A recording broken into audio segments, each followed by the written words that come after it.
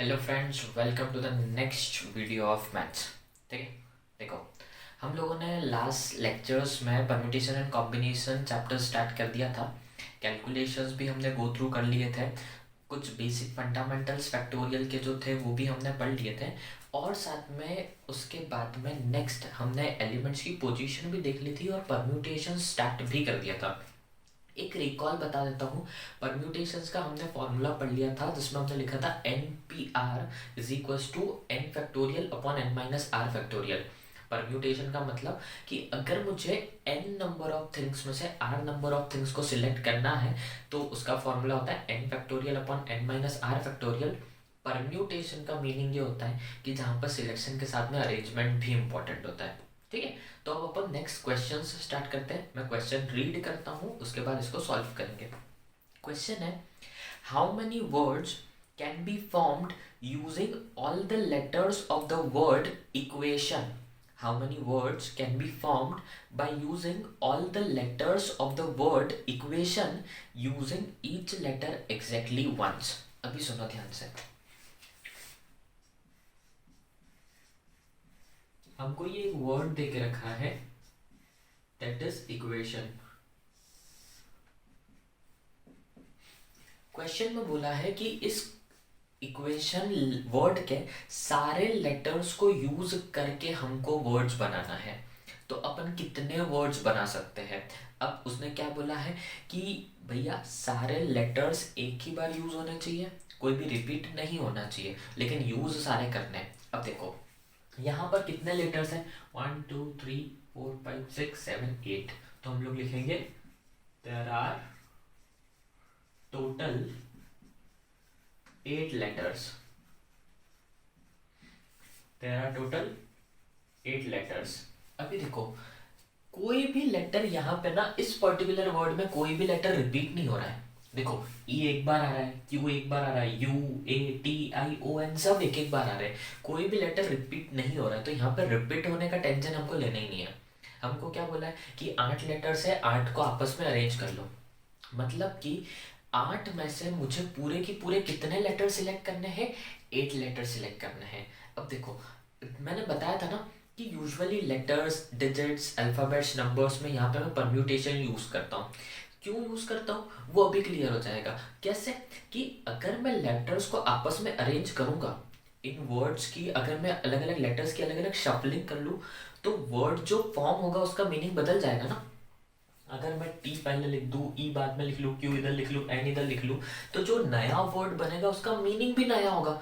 हर word का meaning same थोड़ी ना होता, सबके अलग अलग होते हैं ना। मतलब यहाँ पर परम्यूटेशन लगेगा। क्यों? क्योंकि यहाँ पर सिलेक्शन के साथ में अरेंजमेंट भी इंपॉर्टेंट है, क्योंकि अरेंजमेंट जैसे जैसे मैं चेंज करूंगा वैसे वैसे वर्ड का मीनिंग क्या होते जाएगा? चेंज होते जाएगा। तो मुझे इन 8 लेटर्स में से पूरे की पूरे 8 को क्या करना है? सिलेक्ट करना है। तो हम लिखेंगे the number of ways of selecting and arranging 8 out of 8 letters is equals to 8p8। 8 में से पूरे के पूरे कितने सिलेक्ट कर लिए? 8 सिलेक्ट कर लिए। अब इसको फॉर्मूला लगा देते हैं। ये n ये r, तो n factorial upon n minus r factorial. 8 factorial कितना होता है? 40320 अपॉन 8 माइनस 8 कितना हो जाएगा? 0 फैक्टोरियल। अब ये लिखवाया हुआ है कि 0 फैक्टोरियल की वैल्यू कितनी होती है? 1। तो यहाँ पे आंसर आ गया 40320। अगर इसको डायरेक्ट करते ना तो भी ऐसे ही होता। 8 लेटर से 8 लेटर्स को आपस में जमाने के तरीके होते हैं 8 फैक्टोरियल, तो वापस आंसर कितना आ जाता है? 40320। ठीक है, ये आज के वीडियो का पहला क्वेश्चन। इसका स्क्रीनशॉट लो, मैं अगला क्वेश्चन लिखवाता हूँ। ठीक है,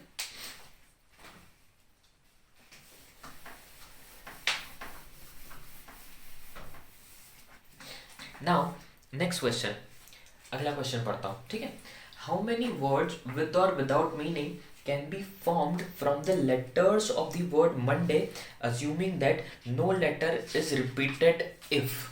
देखो, इसने बोला है कि अपने पास वर्ड है मंडे। अब इस मंडे वर्ड के लेटर्स को अरेंज करना है अपने को। किस तरीके से अरेंज करना है कि रिपीटेशन नहीं होना चाहिए। ठीक है, तो देखो रिपीटिव लेटर्स तो यूं भी नहीं है अपने पास में। ठीक है, तो रिपीटेशन नहीं होना चाहिए, लेकिन उसके बाद भी उसने कंडीशन देके रखी है। वो कंडीशन एक एक करके अपन देखते हैं। क्या पहली कंडीशन है, 4 letters are used at a time. देखो अपने पास टोटल लेटर्स अवेलेबल कितने हैं,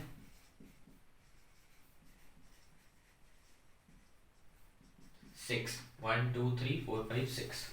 ठीक है, पहला case, 4 letters are used at a time। एक बार में मेरे को 4 लेटर्स का यूज करना है। लेटर्स है कितने, 6। यूज कितने करने हैं, 4। मतलब n is equal to total 6 हो गया, और use at a time use कितने करने हैं, 4। तो r की वैल्यू 4। तो यहाँ पे आंसर आएगा 6p4। इसमें फॉर्मूला लगाएंगे 6 फैक्टोरियल अपॉन 6 माइनस 4 फैक्टोरियल। तो ये हो जाएगा 6 फैक्टोरियल अपॉन 2 फैक्टोरियल। तो यहाँ पे हो जाएगा 6 फैक्टोरियल होता है 720 अपॉन 2 फैक्टोरियल की वैल्यू 2। तो आंसर आ गया फर्स्ट का 360। ठीक है, ये क्लियर। अब आते हैं अपन second part. Second part question में बोल के रखा है all the letters are used at a time. अभी 6 थे और 6 में से मैं यूज कितना कर रहा था, सिर्फ 4। तो 6 में से 4 सिलेक्ट करें तो 6p4। अब मुझे बोला है all the letters are used.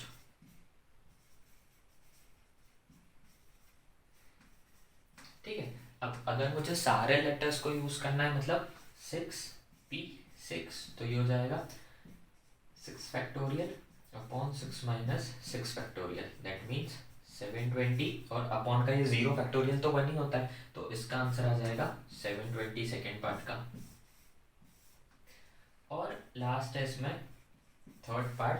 Third part बोला है all the letters are used but first letter is a vowel. अब सुनना ध्यान से, इसने क्या बोला है कि सारे ही लेटर्स को यूज करना है, लेकिन पहला लेटर हमेशा वोवेल्स होना चाहिए। अब ध्यान से देखो, मेरे पास कितने लेटर्स हैं, 6। तो पोजीशन कितनी आएगी, 2 3 4 5 6, 6 पोजीशन आएगी। अब मैं बात करता हूँ फर्स्ट पोजीशन की, क्योंकि उसने बोला है कि फर्स्ट लेटर हमेशा क्या होना चाहिए, वॉवेल होना चाहिए। अब देखो वॉवेल मेरे पास कितने हैं, एक ओ है और एक ए है, मतलब मेरे पास में 2 वॉवेल्स है। तो पहली पोजीशन को फिल करने के मेरे पास सिर्फ कितने ऑप्शन अवेलेबल है, 2 ऑप्शन। मैं पहली पोजीशन पे बाकी कुछ नहीं डाल सकता, या तो ओ डाल सकता हूँ या तो ए डाल सकता हूँ, क्योंकि फर्स्ट पोजीशन वॉवेल बोला है। तो पहली पोजीशन को फिल करने के कितने ऑप्शन अवेलेबल, 2। लेकिन एक बार में तो कोई एक ही आएगा ना, एक बार में तो एक ही यूज होगा। यहाँ पे तरीके 2 है, यहाँ पे मैं या तो ओ रख दूं या तो ए रख दूं। तो इस पोजीशन को फिल करने के तरीके ऑप्शंस 2 है, लेकिन एक बार में तो एक ही आएगा ना, तो एक बच जाएगा यहाँ से। और बाकी के कितने बचे, 1 2 3 4 एम एन डी वाई बच गए ना। तो 4 यहाँ से बचे इन दोनों को हटा के, और एक यहाँ से बचा, तो 5 अभी बच गया मेरे पास में। एक यहाँ पे यूज होगा, देखो टोटल 6 थे, 2 में से कोई एक यहाँ पे यूज हो गया, तो अभी भी टोटल 5 बचे ना। और पोजीशन कितनी बची, 5। तो 5 पोजीशन पे 5 लेटर्स को रखने के तरीके 5p5।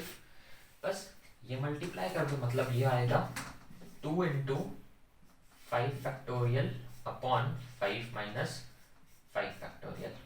तो ये देखो ये हो गया 2 इंटू 120, आंसर आ जाएगा 240। ठीक है, तो ये था इसका लास्ट पार्ट, इसको समझ लो। तीनों पार्ट अच्छे से स्क्रीनशॉट ले लो या नोट कर लो, इसके बाद नया क्वेश्चन करते हैं। ठीक है,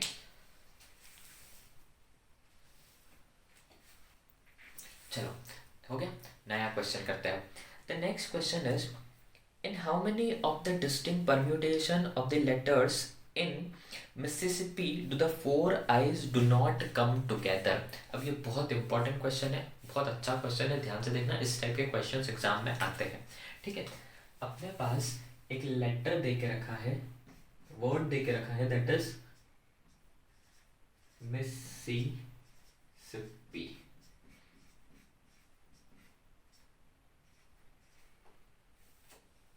ठीक है, अब मुझे इसके सारे लेटर्स को आपस में अरेंज करना है, और इस तरीके से अरेंज करना है कि जो चार आई इस वर्ड में आ रहे हैं ना, वो चार कभी भी साथ में नहीं आने चाहिए।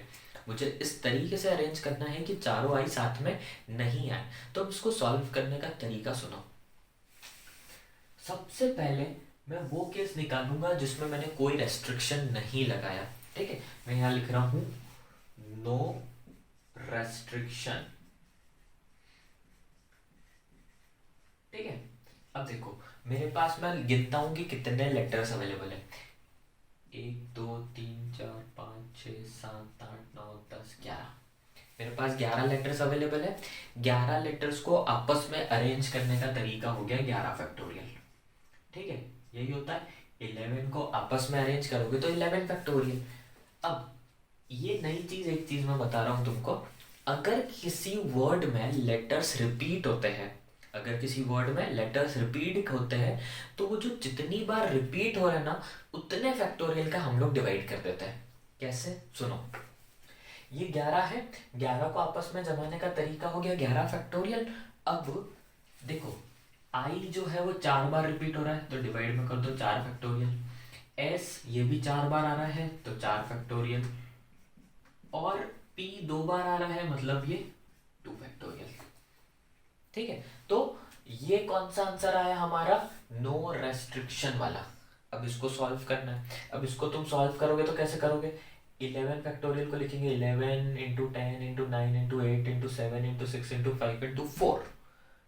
5 इंटू 4 फैक्टोरियल, ताकि एक 4 फैक्टोरियल कैंसिल हो जाएगा। देखो ध्यान से, ये 11 फैक्टोरियल को लिखा 11 into 10 into 9 into 8 into 7 into 6 into 5 into 4 factorial. ये सिखाई थी ना फैक्टोरियल की थ्योरम में, कि 10 फैक्टोरियल को लिखा 10 इंटू 9 फैक्टोरियल, फिर 9 को लिखा 9 इंटू 8 फैक्टोरियल। तो ऐसे ही कहाँ तक जाना है, जहाँ तक नीचे वाला कैंसिल नहीं हो जाए।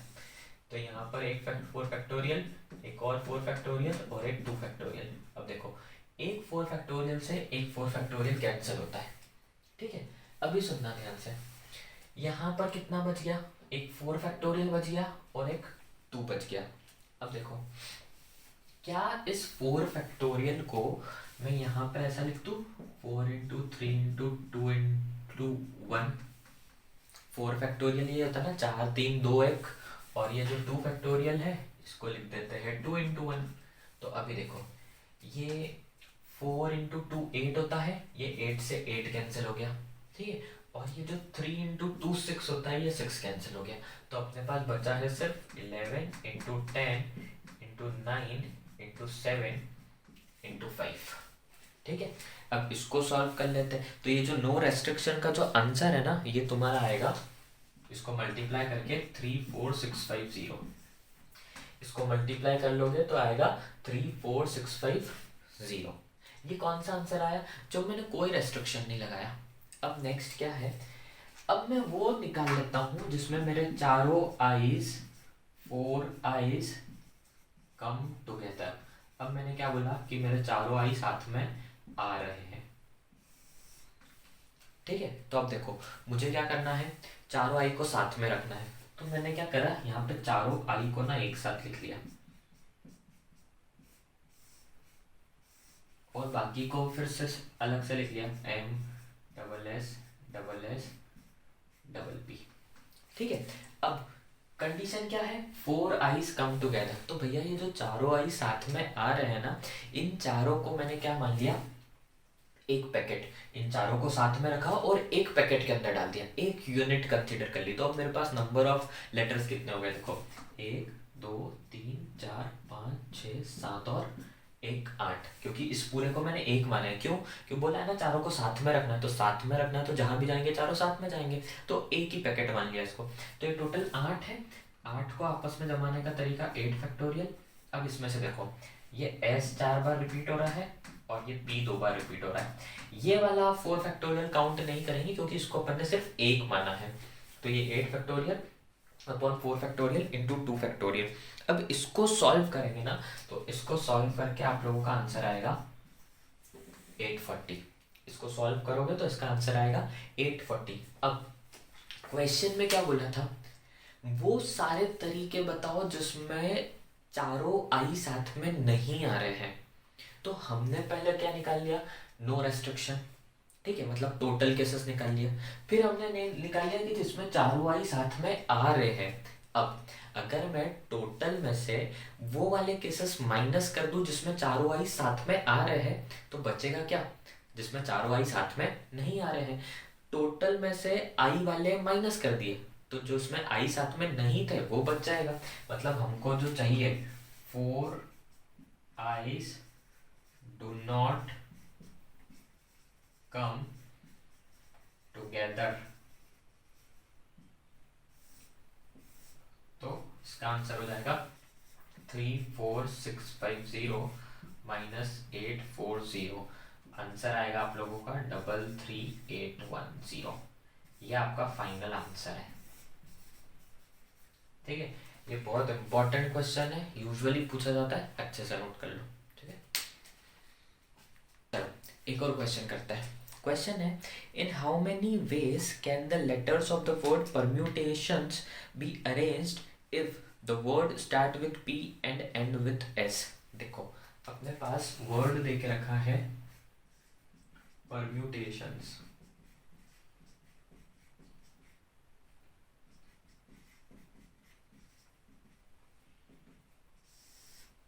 परम्यूटेशंस, इसके लेटर्स को, इस वर्ड के लेटर्स को अरेंज करना है।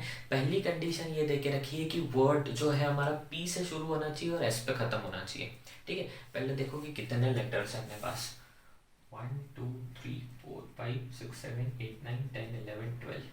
तो यहाँ पे हम लिखेंगे total letters is equals to 12। अब देखो अगर 12 लेटर है, 12 को आपस में प्लेस करना है तो 12 पोजीशन बनानी पड़ेगी।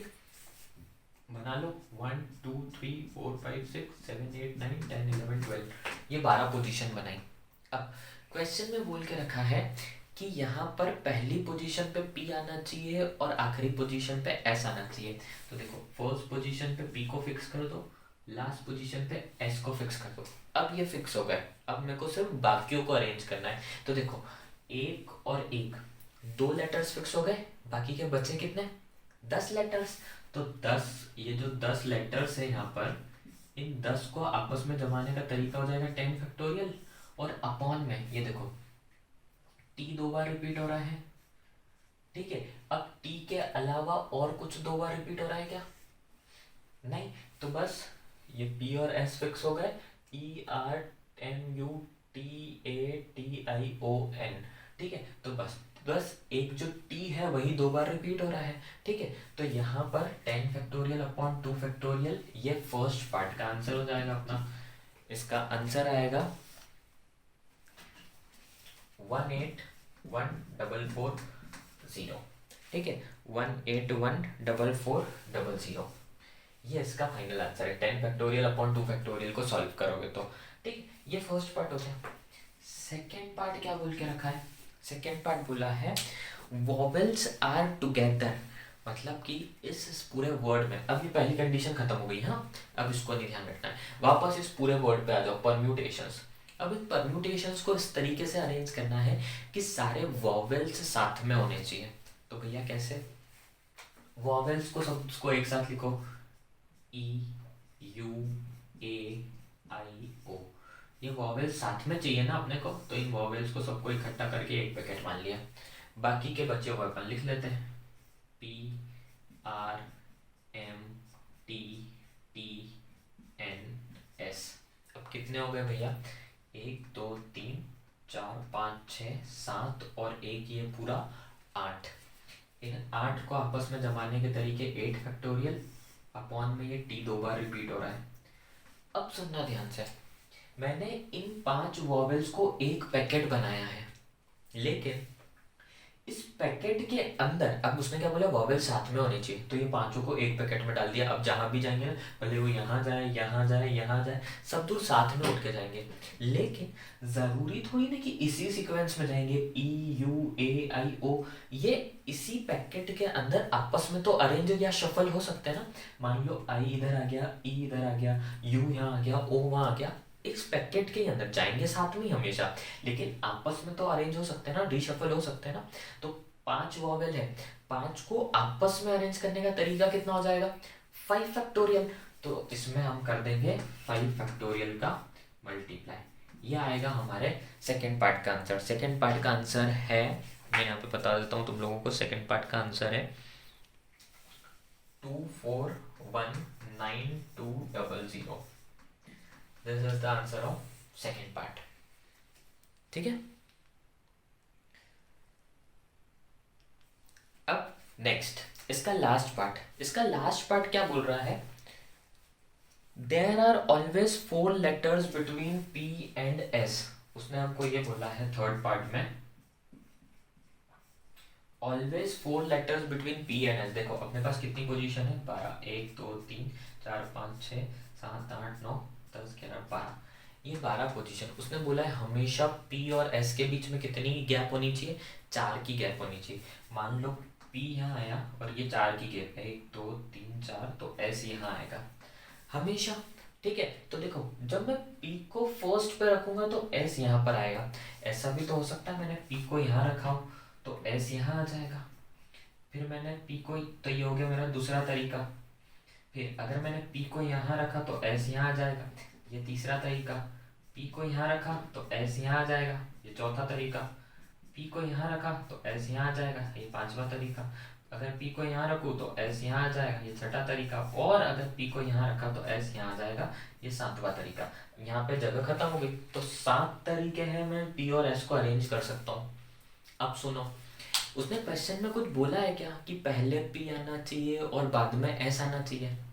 नहीं ना, कुछ भी नहीं बोला है उसने। तो ऐसा भी तो हो सकता है कि S पहले आ जाए और P बाद में आ जाए, मतलब यहाँ पर S आ जाए और यहाँ पर P आ जाए। वैसे यहाँ ऐसा है, यहाँ P यहाँ ऐसा है, यहाँ P यहाँ ऐसा है, यहाँ P।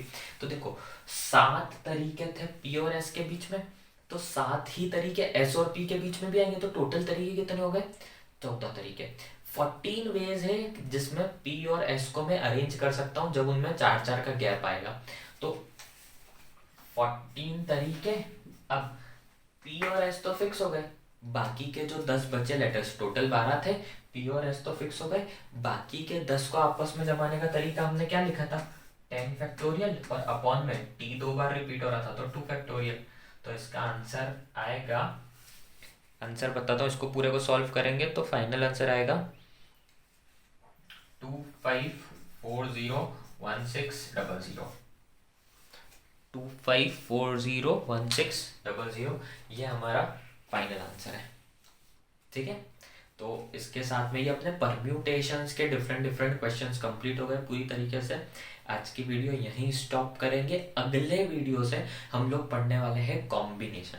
ठीक है, ये क्वेश्चंस अच्छे से प्रैक्टिस कर लेना और इसी पैटर्न पे बुक में जितने क्वेश्चन हो वो भी सॉल्व करना। ठीक है, अगर कोई डाउट आता है तो स्कूल में पूछ लेना। ठीक है, टिल देन टेक केयर। अगली क्लास में कॉम्बिनेशन स्टार्ट करेंगे। Bye bye.